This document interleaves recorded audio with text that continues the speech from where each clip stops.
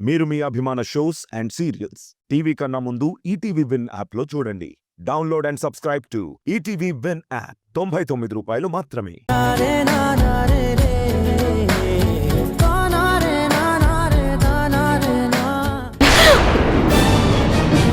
నువ్వు వస్తే వచ్చానని చెప్పొచ్చు కదా.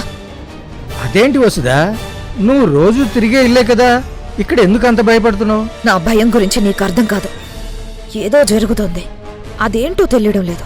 ఇందులో తెలియపోవడానికి ఏముంది? సృజనకి గోపికి పెళ్లి జరుగుతుంది, అందరూ అనుకున్నదే కదా, ముహూర్తాలు కూడా పెట్టుకున్నారు. నిజమే, కొత్తగా ఇంకోటి కూడా జరిగింది కదా. ఏంటది? అదే వివాహ పాలకుడు అని ఆ శ్రీకర్ని పెట్టారు కదా. ఇంతవరకు నేనెప్పుడూ వినలేదు. బావగారింట్లో ఇలాంటి ఆచారం కూడా ఉందట. అది మనకు కొత్తగా తెలిసిన విషయం. నేనాలోచిస్తున్నది వివాహ పాలకుడు గురించి, విస్తరాకులు వేసేవాడి గురించి కాదు, గోపి గురించి. గోపి గురించా? వాడి గురించి ఏం ఆలోచిస్తున్నావు? నేను నీకు ముందే చెప్పాను కదా, మన టైం బాగలేనప్పుడు దేని గురించి ఎక్కువ ఆలోచించకూడదు. నువ్వు అది వినిపించుకోవట్లేదు. టైం బాగోలేకపోతే వాచ్ షాప్ వాడికిచ్చి రిపేర్ చేయించుకోవచ్చు, కానీ జరుగుతున్నది తెలుసుకోకపోతే మనకు వాచ్ పోయేలా ఉంది. అసలు నువ్వు ఏం చెప్తున్నావో, ఎందుకు టెన్షన్ పడుతున్నావో నాకేం అర్థం కావట్లేదు. ఆ గోపిలోని మార్పుని నువ్వు గమనించావా? నేనే చెప్పాను కదా వాడి జోలికి వెళ్ళొద్దని. మళ్ళీ గమనించావా అని అడుగుతావేంటి? రిపీట్ డైలాగ్ లాగా. ఇది జోక్ చేసే టైం కాదు, చాలా సీరియస్గా ఆలోచించాలి. గోపి ఇందాక నా రూమ్ మొత్తం వెతికాడు. అక్కడ వాడికేమి దొరకలేదని నాకు అర్థమైంది, కానీ వాడి మాటల్లో ఏదో తేడా స్పష్టంగా కనిపించింది. ఇప్పుడు ఆ తారని తీసుకుని వెళ్తున్నాడు. అందుకే వాడి మీద ఒక కన్ను వేయాలని నేను ఫిక్స్ అయ్యాను. చూడు వసుదా, అమాయకురాలైన నా భార్య ఒక మంచి మాట చెప్పింది. భూతద్దంలో చూస్తే ఆవగింజ కూడా ఆకాశమంత కనిపిస్తుంది.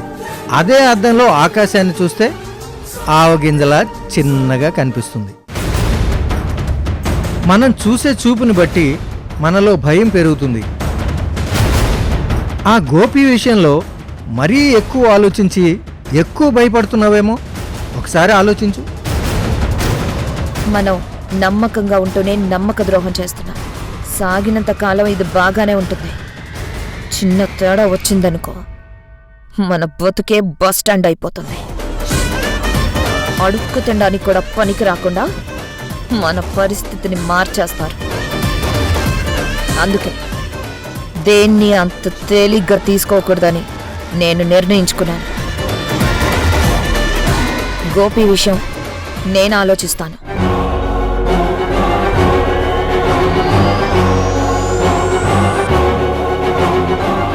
ఇదేంటో దీని మెంటాలిటీ ఏంటో. నేను ఒకటంటే దానికి రివర్స్ చేస్తుంది. మూలికలు కలపొద్దు అంటే నాకు తెలీదా అంది. ఇప్పుడు ఆలోచించొద్దు అంటే నేను తెలుసుకోవాలి అంటుంది. ఏమిటో.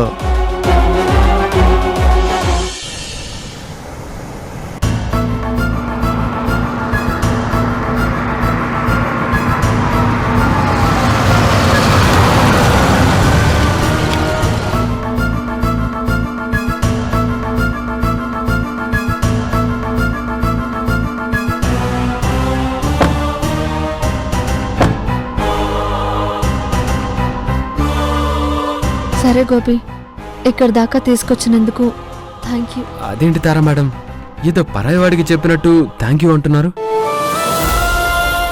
నేను డ్రైవర్ని కాదు. నువ్వు నా వాడివి కాదు అని ఏ క్షణమైతే నిర్ణయించుకున్నాను, అప్పుడే నువ్వు నాకు పరాయి వాడివి గోపి. నేను నీకు దూరం అయితేనే నువ్వు సృజనాకి దగ్గరవుతావు. ఏంటి మేడం, నేను మాట్లాడుతూ ఉంటే మీరలా మౌనంగా ఉన్నారేంటి? సమాధానం చెప్పలేనప్పుడు మౌనమే సమాధానమవుతుంది.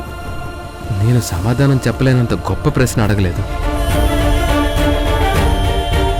అయినా సరే మీరంటే నాకు ఇష్టం కాబట్టి మీ చేత్తో కాఫీ ఇస్తానంటే నేను కూడా లోపలికి వస్తాను. తప్పకుండా ఇస్తాను. నువ్వు రావేమోనని అలా అన్నాను. రా. పదండి.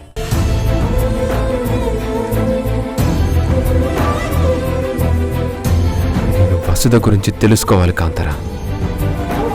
అలా తెలియాలంటే నేను పాత గోపిలాగే నీతో మాట్లాడాలి.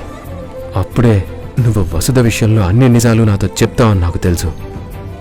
ఇప్పుడు నేను నీతో సరదాగా ఉన్నా నువ్వు వికాస్ భార్యవని గుర్తు పెట్టుకునే ప్రవర్తిస్తాను.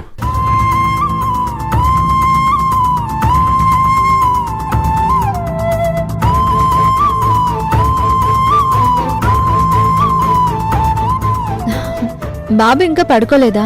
లేదమ్మా, ఇప్పుడే పాలు పట్టించాను. సరే వెళ్ళి పడుకోబెట్టు. రా గోపి.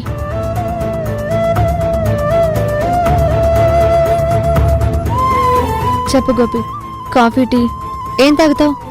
మీ చేత్తో విషం ఇచ్చిన ఆనందంగా తాగుతాను.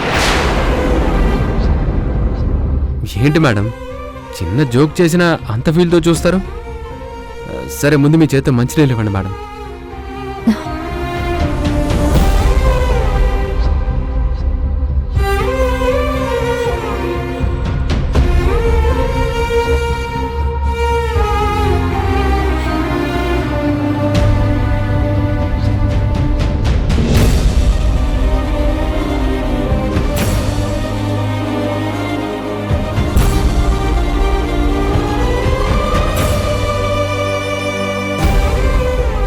గోపి, ఎన్నాళ్ళు మామూలుగా ఉండేవాడివి. ఈ మధ్య నీలో బాగా మార్పు వచ్చినట్టుంది. అవును మేడం, నేనేంటో తెలుసుకున్నాను. నా జీవితం ఏంటో నిర్ణయించుకున్నాను. అందుకే ఈ మార్పు. ఏంటి గోపి, నువ్వేం తెలుసుకున్నావు? అంటే అదే మేడం, సృజన గారు నన్ను ఇష్టపడుతున్నారని తెలుసుకున్నాను. అందుకేగా నీ మీద ప్రేమని నేను కూడా సమాధి చేసుకోవాలని నిర్ణయించుకున్నాను.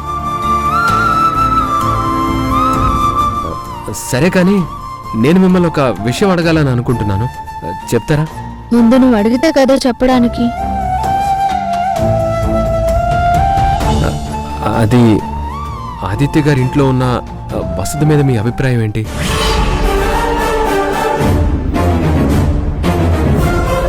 నేను అడిగానండి, మీరు సమాధానం చెప్పండి. అదేంటి గోపి, అక్క అని నువ్వే అభిమానంగా పిలుస్తావుగా. తను చాలా మంచిదని నువ్వే ఎన్నోసార్లు చెప్పావు కదా. మరి ఇప్పుడేంటి వసుధ అని పేరు పెట్టు పిలుస్తూ ఏదో అనుమానంగా అడుగుతున్నావు?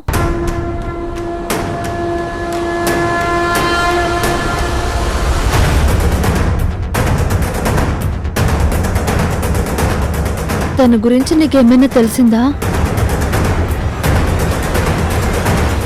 అబ్బే అదేం లేదండి.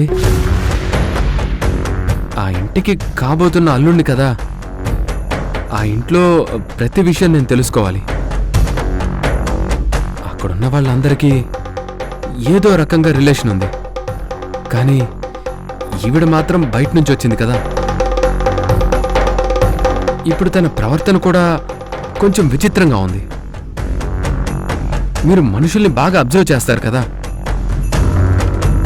అందులో మీ ఇద్దరి మధ్య ఒక మంచి స్నేహబంధం ఉంది కదా. మీరైతే కరెక్ట్గా చెప్తారని మిమ్మల్ని అడిగాను. అదే గోపి, వాళ్ళ మరదలు కాంతారా అచ్చం నాలాగే ఉండేదంట. ఓ 2-3 సార్లు నన్ను అడిగింది కూడా. మరది మీరేం చెప్పలేకపోయారా?